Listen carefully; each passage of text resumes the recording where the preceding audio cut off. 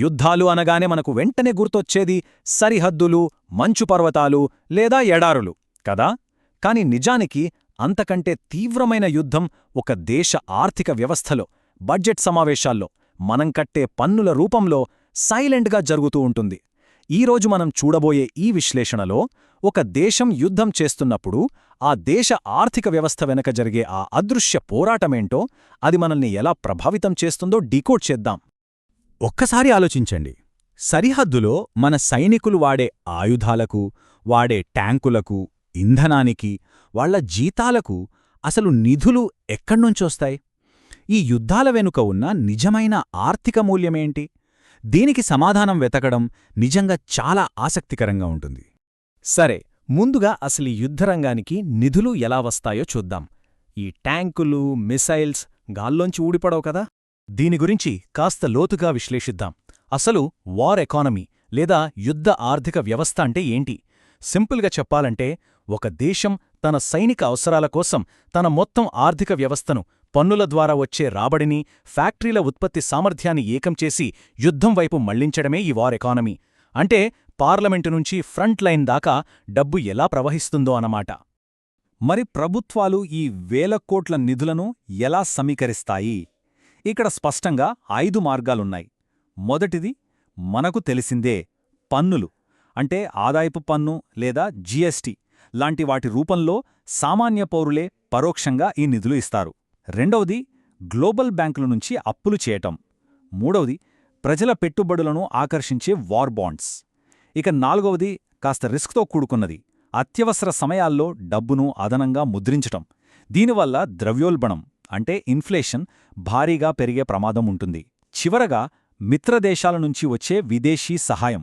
ఇక్కడ మనం అర్థం చేసుకోవాల్సిన పాయింట్ ఏంటంటే, జాతీయ భద్రత కోసం అంతిమంగా ఈ భారీ భారాన్ని మోసేది సామాన్య పౌరులే. ఇప్పుడు కాస్త గతాన్ని పక్కన పెట్టి మన ప్రస్తుత పరిస్థితుల్లోకి వద్దాం. ఈ రోజుల్లో మన ఆధునిక రక్షణ బడ్జెట్ ఎలా ఉందో చూద్దాం. ఇక్కడ మనం గమనించాల్సిన ఒక ఆసక్తికరమైన విషయమేంటంటే, 2024 కోసం ఆమోదించిన భారతదేశ రక్షణ బడ్జెట్ అక్షరాలా 6.21 లక్షల కోట్లు.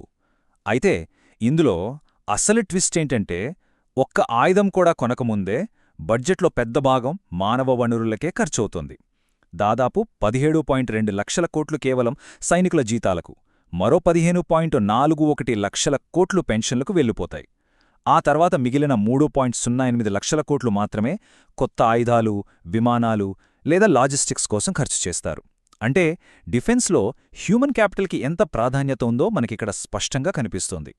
సరే, ఇప్పటి బడ్జెట్ మన స్వంత నిధులతో నడుస్తుంది, బాగానే ఉంది. కానీ చరిత్రలోకి వెళితే, మనం వలస పాలనలో ఉన్నప్పుడు పరిస్థితులు వేరు. అప్పటి యుద్ధాల కోసం జరిగిన ఆర్థిక దోపిడీ ఇంకో స్థాయిలో ఉండేది. ఇక్కడున్న టైంలైన్ చూస్తే మీకు పరిస్థితి అర్థమవుతుంది. 1914లో మొదటి ప్రపంచ యుద్ధం మొదలైనప్పట్నుంచి 1945లో రెండవ ప్రపంచ యుద్ధం ముగిసే వరకు ఈ మొత్తం కాలంలో బ్రిటిష్ సామ్రాజ్యం మన భారతీయ వనరులను ఎంత నిర్దాక్షిణ్యంగా వాడుకుందో చెప్పడానికి ఇదొక సాక్ష్యం. ఆ కాలంలో అసలు ఆర్థిక దోపిడీ ఏ స్థాయిలో జరిగిందో ఊహించడం కూడా కష్టమే. కేవలం డబ్బునాతమే కాదు, మానవ వనరుల పరంగా చూసినా ఈ సంఖ్యలు నిజంగా ఆశ్చర్యపరుస్తాయి. మొదటి ప్రపంచ యుద్ధంలో ఏకంగా 1.3 మిలియన్ల అంటే 13 లక్షల మంది భారతీయ సైనికులు పాల్గొన్నారు. ఇక రెండవ ప్రపంచ యుద్ధం నాటికి ఆ సంఖ్య ఏకంగా 25 లక్షలకు చేరుకుంది. ప్రపంచ చరిత్రలోనే ఒక దేశం నుంచి స్వచ్ఛందంగా ఏర్పడిన అతిపెద్ద సైన్యం ఇదే కావడం విశేషం. అప్పట్లో జరిగిన సంపద తరలింపు ఎలా ఉందో ఇక్కడ స్పష్టంగా చూడొచ్చు. మొదటి ప్రపంచ యుద్ధంలో ఏకంగా 146 మిలియన్ల పౌండ్లకు పైగా సంపద, ఆహారం, ఉక్కు భారతదేశం నుంచి తరలించారు. ఫ్రాన్స్ నుంచి ఆఫ్రికా వరకు ప్రతి చోటా మన వాళ్లు పోరాడారు. న్యూఢిల్లీలోని ఇండియా గేట్ ఆ త్యాగాలకు ఒక నిదర్శనం. ఆ తర్వాత రెండో ప్రపంచ యుద్ధం వచ్చేసరికి భారీగా ఆయుధాలు, ముడిసరుకుల తరలింపు వల్ల దేశంలో విపరీతమైన ద్రవ్యోల్బణం ఏర్పడింది. ఒక పక్క బ్రిటిష్ ఆర్థిక వ్యవస్థ లాభపడుతుంటే, ఇక్కడ మన సామాన్య పౌరులు మాత్రం కనీస అవసరాలకు కూడా నోచుకోక తీవ్రమైన కొరతతో అల్లాడిపోయారు. 3 మిలియన్లు అంటే అక్షరాల 30 లక్షల మంది. ఒకసారి ఈ సంఖ్యను అర్థం చేసుకోండి. ఇది 1943 నాటి బెంగాల్ కరువు వల్ల ఆకలితో చనిపోయిన సామాన్య పౌరుల అంచనా సంఖ్య. అంటే యుద్ధం వల్ల జరిగే ప్రాణనష్టం కేవలం సైనికులకే పరిమితం కాదు, ఇలా ఆహార కొరత రూపంలో సామాన్యుల ప్రాణాలను కూడా బలి తీసుకుంటుందని ఈ కఠోర వాస్తవం మనకు గుర్తుచేస్తోంది. ఇలాంటి చీకటి గతం నుంచి బయటపడి మళ్లీ ఆధునిక కాలానికి వద్దాం. ఇప్పుడున్న పరిస్థితుల్లో ఆధునిక సైనిక సాంకేతికతకు అయ్యే ఖర్చు చూస్తే నిజంగా కళ్ళు బైర్లు కమ్ముతాయి. స్వాతంత్రం వచ్చిన తర్వాత మనమెదుర్కొన్న ప్రధాన ఘర్షణలు ఇవి. 1947లో కాశ్మీర్ పోరాటంతో మొదలుపెడితే 1965 నాటి యుద్ధంతో మన రక్షణ వ్యయం ఒక్కసారిగా పెరిగింది. ఆ తర్వాత 1971లో బంగ్లాదేశ్ ఏర్పాటు. ఇక 1999లో కార్గిల్ యుద్ధం. ఆ ఎత్తైన మంచు పర్వతాల్లో జరిగిన కార్గిల్ యుద్ధానికి అప్పట్లోనే సుమారు 5,000 నుంచి 10,000 కోట్ల రూపాయల వరకు ఆర్థిక వ్యయం జరిగిందని ఒక అంచనా. అయితే ఆ ఖర్చును ఇప్పటి టెక్నాలజీతో పోలిస్తే ఎలా ఉంటుందో చూడండి. 1,600 కోట్ల రూపాయలు. ఈ అంకె ఎంత భారీగా ఉందో గదా! ఇది కేవలం ఒక్క ఆధునిక రాఫెల్ ఫైటర్ జెట్ ఖరీదు. ఒక్క విమానానికే ఇంత ఖర్చవుతుందంటే ఆధునిక రక్షణ సాంకేతికత ఎంత ఖరీదైనదో మనం అర్థం చేసుకోవచ్చు. ఆశ్చర్యం అక్కడితో ఆగిపోలేదు. ఏకంగా 20,000 కోట్ల రూపాయలు. ఈ ఖర్చులు ఆకాశాన్ని ఎలా తాకుతున్నాయో చెప్పటానికి మనం సొంతంగా నిర్మించుకున్న ఐఎన్ఎస్ విక్రాంత ఎయిర్క్రాఫ్ట్ క్యారియర్ ఒక పర్ఫెక్ట్ ఉదాహరణ. నావికాదళాన్ని బలోపేతం చేసుకోవాలంటే ఏ స్థాయిలో బడ్జెట్ కావాలో ఈ ఒక్క నంబర్ చెప్తుంది. సరే, ఇదంతా బడ్జెట్ మరియు నిధుల గురించి.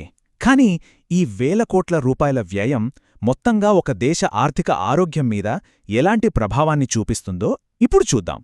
ఇక్కడే అసలైన డామినో ఎఫెక్ట్ మొదలవుతుంది. ఎక్కడో ఒక దేశంలో యుద్ధం జరిగితే మనకెందుకులే అనుకోటానికి లేదు. ఉదాహరణకు 2022లో జరిగిన రష్యా ఉక్రెయిన్ యుద్ధం ప్రపంచవ్యాప్తంగా పెట్రోల్, డీజిల్ ధరలను ఎలా పెంచేసిందో, గోధుమల కొరతను ఎలా సృష్టించిందో మనం చూశాం. దీనివల్ల ఇన్ఫ్లేషన్ విపరీతంగా పెరుగుతుంది, వాణిజ్య మార్గాలు మూసుకుపోతాయి, స్టాక్ మార్కెట్లు కుప్పకూల్తాయి, ఫైనల్గా దేశం భారీ అప్పుల్లో కూరుకుపోతుంది. ఇదంతా విన్నాక ఒక డౌట్ రావచ్చు.